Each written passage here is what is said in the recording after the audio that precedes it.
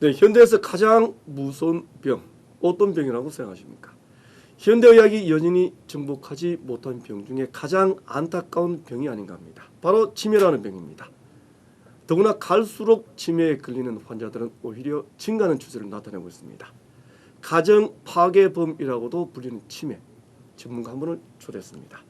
자, 이영직 박사 안녕하십니까? 안녕하십니까? 네, 우리 박사님 병원에 치매 환자 많이 찾아옵니까?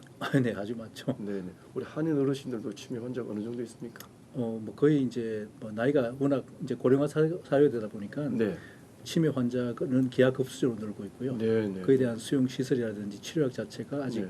따라가지 못한 상태이기 때문에 네. 이제 많은 여러 가지 사회적인 문제를 네. 안고 있습니다. 네.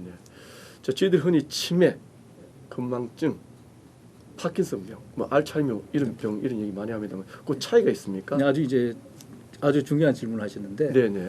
그 건망증이라는 건 하나의 네. 정상이죠. 예를 들면 네. 뭐 젊은 사람들도 일시적으로 뭐 다른 생각을 한다든지 스트레스를 네. 많이 받게 되면 네. 일시적으로 그런 어떤 사건을 잊어버리는 경우가 있죠. 네. 그런 걸 우리가 건망증이라고 그러죠. 그렇죠? 증세. 그렇죠. 네. 그건 하나의 정상을 이야기하는 거예요. 네. 예를 들면 대표적인 게 차키를 놔뒀나, 그죠? 그렇죠. 뭐 크레딧 카드를 놔뒀나, 이제 이런 네. 거에 대한 건망증이라 그러죠. 네. 그거는 이제 치매라 그럴 수는 없고. 병은 아니고. 네, 치매는 크게 말하면 이제 굉장히 브로드한 넓은 네. 의미의 진단이라고 볼 수 있고요. 네. 그 치매 안에 그 파킨슨이라는 것도 들어갈 수 있고, 네. 알츠하이머라고도 들어갈 수 있고, 네. 여러 가지가 들어갈 수 있는데 이제 네. 치매의 가장 큰 부분을 차지하는 게 알츠하이머고요. 한 알츠하이머죠. 70% 정도. 네. 그 다음에 나머지는 혈관성 치매라든지 파킨슨으로 진행이 돼서 생기는 치매, 네. 아니면 뭐 가성 치매, 우울증 환자가 네. 치매처럼 보이는 네. 이제 그런 것들을 우리가 전체적으로 묶어서 치매. 치매라 그래요. 사실 치매는 가정 파괴범이다. 이런 얘기까지 하지 네, 않습니까? 당연하죠. 한인 어르신분도 굉장히 불안해하시는 분들 많은데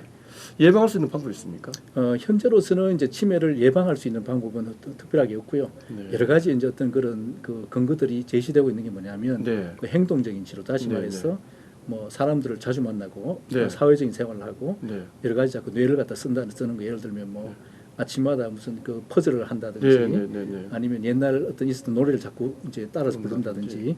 이제 그런 것들로 인해서 이제 뇌의 어떤 활동이 떨어지는 거를 이제 막는 거, 네. 그런 것들 하나의 이제 방법을 제시하기도 하고, 네. 또 어떤 분들은, 어떤 의학자들은 뭐 하루에 커피를 갖다 한 잔 내지 두 잔 정도 마시면 네. 치매가 예방되는 근거를 이야기하기도 하고요. 네. 여러 가지가 있지만 현재로서는 이런 것이 치매를 예방한다고 우리가 이야기하는 어렵고, 왜냐하면 이게 이제 그렇게 치매가 생기는 기전 자체가 그렇게 간단한 게 아니고 네. 그 때가 끼는 플라가 끼는 거기 때문에 그거를 예방한 그런 이제 어떤 커피 한 잔이라든지 네. 어떤 행동적인 치료로서 된다고 보기는 어렵죠.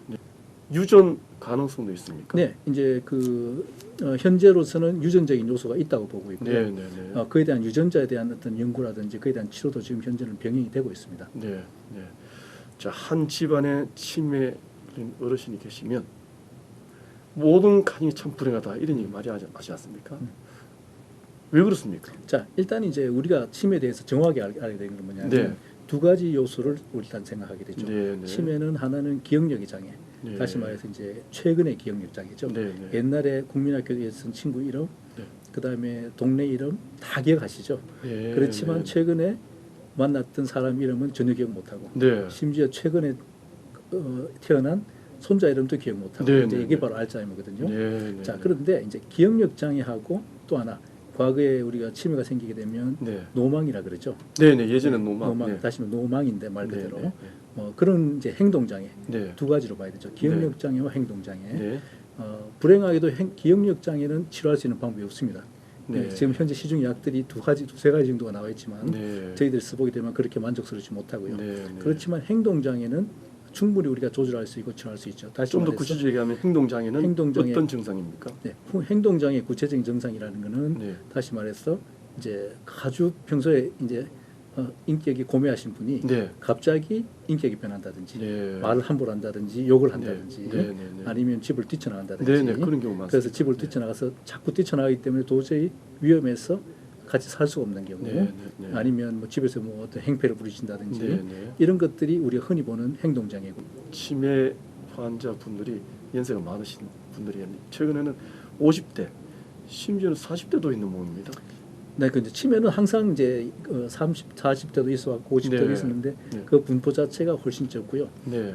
나이와 정비례하기 때문에 네. 아, 이제 나이와 정비례. 나이와 정비례하기 네. 때문에 네. 이제 지금 고령화 사회가 되면서 치매 환자가 거의 뭐 아, 폭증하고 있다고 보시면 되죠. 네. 저희들이 주위에 많이 보이는 치매 환자분들은 수명이 늘어나니까 그렇죠. 좀 그렇죠. 많게 느껴지는. 많게 느껴지는 거죠. 그렇죠. 네, 네, 네, 네. 자, 지금 인종 간에 치매 환자 수의 차이는 있습니까? 아니요, 현재로서는 그 인종적으로 치매 어떤 비율은 똑같다고 보고 있고요. 네, 네. 현재 보고 있는 현재 이제 그 진단하기로는 65세 이상이 한 10% 정도가 10%가 10명 중 치매를 한 앓고 명. 있다. 자, 근데 실제로는 그 치매를 어떻게 진단하느냐에 따라 다른데 네. 그거는 이제 병원 의사 진단이 10%는 말이고 네. 실제로 치매, 약한 치매, 뭐 중정도 치매 이런 걸 다 네. 따지게 되면 네.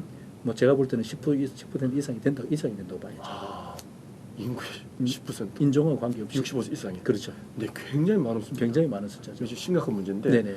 그러면 치유하는데 개인이 감당할 수 없는 범위가 넘어서지 않겠습니까? 자, 비용 측면이라든가 국가에서 책임져 줍니까? 국가에서는 이제 미국 같은 경우는 네. 이제 지금 뭐 대부분 치매 환자들은 이제 메디케어가 커버되고 있습니다. 아, 네, 네. 메디케어에서 거의 대부분이 커버되고요. 네. 또 이제 인감이 좀 낮으신 네. 저소득층 같은 경우는 네. 메디케이드, 네. 캘리포니아에서 메디칼이죠. 예. 메디칼에서 커버를 하고 있죠. 네, 네, 네. 혹시 술을 많이 먹어도 치매가 올 수 있다 이런 얘기를 합니다. 알코올성 치매죠, 그거는. 네. 네네.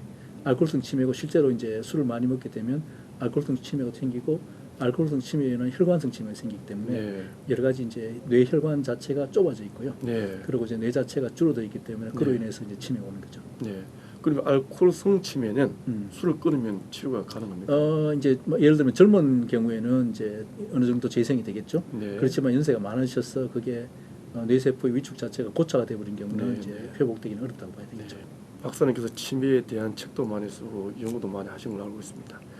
특별히 우리 한인 어르신 분들께 치매 환자분이 계시는 가정에 꼭 하고 싶은 얘기는 없습니까? 일단 이제 치매 증상이 있다고 생각될 때는 네. 주체하지 말고 네. 병원으로 모시고 와서 네. 어떤 거를 이제 도와드릴 수 있는지를 먼저 알아보는 게 중요하겠죠. 다시 말하면 진짜 이런 기억력들이 얼마나 좋아질 수 있고 네. 그 다음에 이제 어떻게 하면 이게 장기적으로 다음 스텝이 어떻게 되는지 다음에 네. 다시 말하면 언제까지 집에서 사실 수 있으며 만약에 이제 부모를 못 모실 경우는 어떤 네. 종류 어떤 옵션들이 있는지 네. 그런 것들을 이제 허심탄회하게 네. 정말 그 열어놓고 대화하는 게 중요하겠습니다. 네.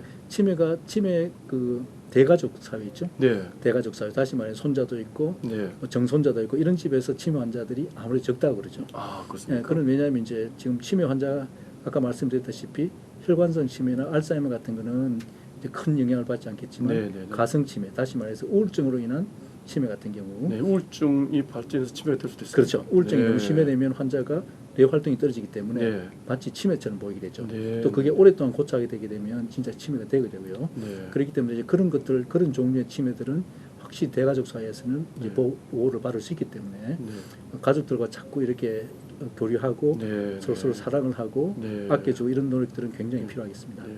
치매도 가장 좋은 예방법은 사랑이 뭐. 사랑이죠. 네, 고맙습니다. 네네. 지금까지 이영직 박사였습니다.